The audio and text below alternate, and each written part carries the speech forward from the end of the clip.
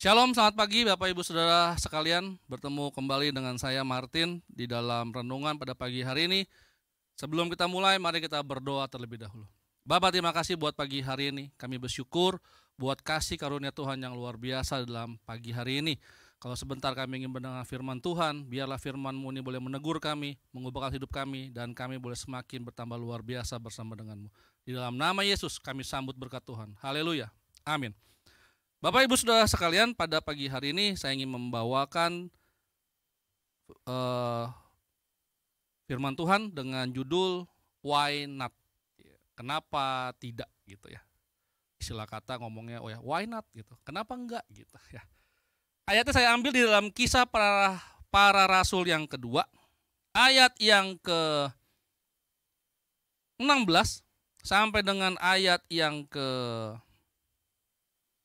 saya sih sebenarnya mau sampai panjang ya, tapi kita kayaknya bacanya hanya di ayat sampai ayat yang ke-17 saja ya. Kisah para Rasul yang kedua, ayat yang ke-16 sampai dengan ayat yang ke-17. Begini firman Tuhan. Tetapi itulah yang difirmankan Allah dengan perantaraan Nabi Yoel. Akan terjadi pada hari-hari terakhir, demikianlah firman Tuhan, bahwa aku akan mencurahkan rohku ke atas semua manusia, maka anak-anakmu laki-laki dan perempuan akan bernubuat, dan teruna-terunamu akan mendapat penglihatan-penglihatan, dan orang-orangmu yang tua akan mendapatkan mimpi. Bapak Ibu Saudara sekalian, hari-hari terakhir ini semakin mendekat, apalagi dengan kita lagi mengadakan yang namanya doa 10 hari, doa hari pencurahan Roh Kudus. Kenapa hari ini judulnya Why Not atau kenapa tidak? Bapak Ibu Saudara sekalian, ini sebenarnya sebuah kisah yang tidak terlalu panjang ya. Jadi awal bermulanya itu sedang ada orang yang sedang sharing dengan saya. Dia bertanya dengan banyak hal ya, terus saya hanya ngomong sama dia, "Kenapa ketika kamu bisa melakukan sesuatu yang lebih?" Saya bilang, "Kenapa kamu tidak mau melakukan?" Saya bilang begitu. Nah, itu yang sedang terjadi di hari-hari terakhir ini. Bapak Ibu Saudara sekalian, hari-hari terakhir ini kita sama-sama tahu bahwa kasih kebanyakan orang semakin dingin. Kasih kebanyakan orang semakin dingin. Kenapa ya? Karena sedang menjelang hari-hari terakhir. Tetapi jangan lupa Bapak Ibu Saudara sekalian, hidup kita ini bukan hanya hidup oleh kekuatan kita. Hidup kita ini adalah hidup yang bisa hidup karena ada Roh Kudus di dalam hidup kita. Apalagi di tengah pencurahan Roh Kudus, banyak orang berlomba-lomba ya datang ke gereja, mereka bersekutu supaya hari Pentakosta yang terjadi 2000 tahun yang lalu itu terjadi lagi pada hari ini. Apakah Anda begitu merindukan Pentakosta tersebut? Bapak Ibu Saudara sekalian, pencurahan Roh Kudus bukan hanya pada hari H-nya. Saya sering katakan berulang-ulang di dalam setiap yang namanya pencurahan Roh Kudus, bahwa pertempurannya bukan pada hari 10 harinya. Kita berdoa, berpuasa, semalaman suntuk, meminta supaya tercurah Roh Kudus. Bukan.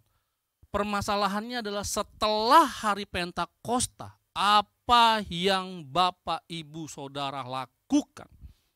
Nah, sama seperti kisah para rasul yang kedua ini, ya, ketika di mana Petrus berkhotbah setelah dia mengalami yang namanya Pentakosta.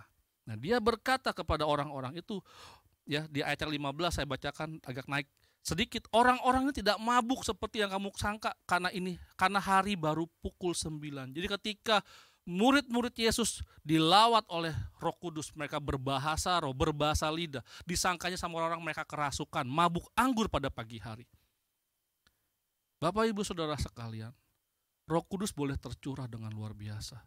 Anda boleh diberkati dengan luar biasa. Tetapi apa yang sudah Anda lakukan buat gerejanya? Apa yang sudah Anda lakukan buat Tuhan kita, buat Yesus Kristus? Apa? Makanya kenapa judulnya Why Not? Kenapa tidak? Kenapa orang ketika melakukan sesuatu dia merasa rugi, apalagi ketika melakukan sesuatu buat Tuhan?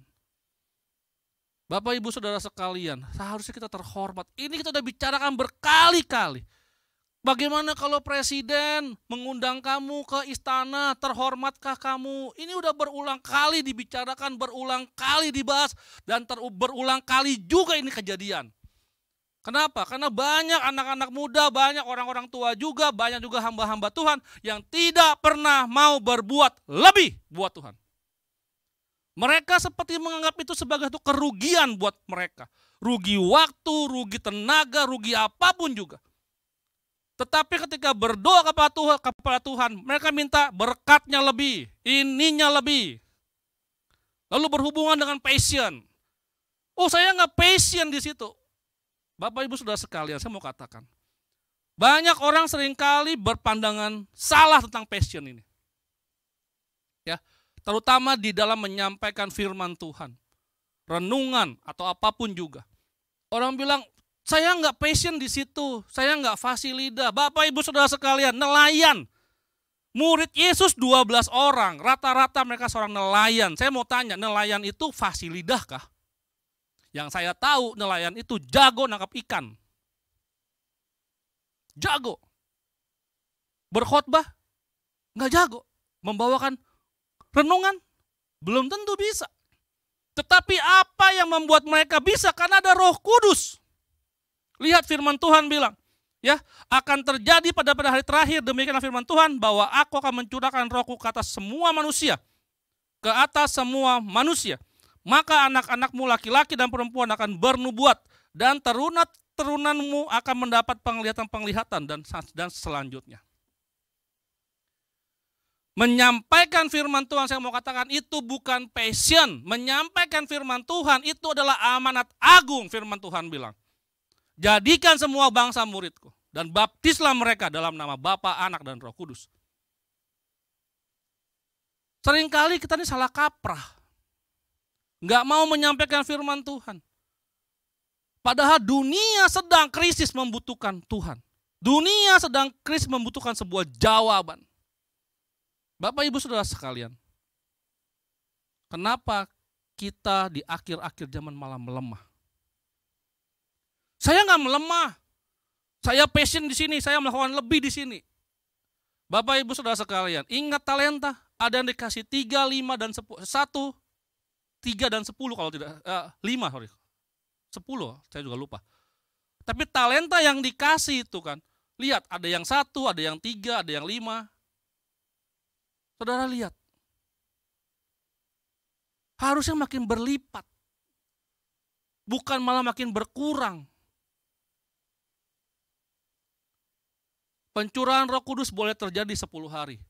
Tetapi masalahnya apakah Roh Kudus tetap tercurah selama 355 hari kemudiannya atau tidak. Atau hanya di 10 hari saja. Lalu selebihnya saya nggak tahu apa yang tercurah. Sebuah pemikiran yang mesti kita pikirkan secara bersama-sama. Why not? Kenapa kalau Anda bisa melakukan lebih, kenapa tidak? Kalau Anda bisa memberi lebih, kenapa tidak? Kalau Anda bisa memberikan waktu Anda lebih, kenapa tidak? Kalau Anda bisa menobatkan orang lebih, kenapa tidak? Kalau Anda bisa memperhatikan orang lebih, kenapa tidak? Itu pertanyaannya. Sedangkan Roh Kudus sudah tercurah dalam hidup kita, dan kenapa kita tidak mau membagikan roh sukacita itu kepada semua orang? Kenapa? Jawabannya hanya Anda dan saya yang tahu pada pagi hari ini. Tetapi Tuhan Yesus telah mencurahkan Roh Kudus, mengutus Roh Kudusnya untuk kita dapat ditolong. Dan ketika kita sudah ditolong, apa yang harus kita lakukan? Bapak Ibu Saudara sekalian, mari sama-sama kita merenungkan firman Tuhan pada pagi hari ini. Bahwa sudah banyak khotbah yang disampaikan, sudah banyak ayat-ayat yang disampaikan. Tinggal kita mau melakukannya atau tidak. Mari kita berdoa. Bapak, terima kasih buat pagi hari ini. Kami bersyukur buat kasih karunia Tuhan yang luar biasa. Bapak, biarlah firman-Mu ini boleh menusuk hati kami, boleh menggugah hati kami. Bahwa kenapa tidak kami melakukan sesuatu yang lebih buat Tuhan. Kenapa kami tidak berbuat sesuatu yang lebih buat Tuhan. Bapak, mari, biarlah renungan ini boleh menggelitik pikiran kami, hati kami. Sehingga kami boleh dapat tergugah dan kami boleh melakukan lebih buat Tuhan. Di dalam nama Yesus, aku mau hancurkan segala roh kemalasan, segala roh pecundang, segala roh yang tidak mau menyampaikan firman Tuhan, roh yang takut menjadi berkat buat orang lain, roh yang takut menjadi contoh buat orang lain, menjadi sampel buat orang lain. Aku mau patahkan, hancurkan di dalam nama Yesus. Biarlah roh pemenang yang ada di dalam setiap anak-anak Tuhan, terutama khususnya jemaat Sword, Happy Sword Family, supaya kami selalu berkemenangan setiap harinya bersama denganmu. Di dalam nama Yesus kami berdoa dan mengucap syukur. Haleluya.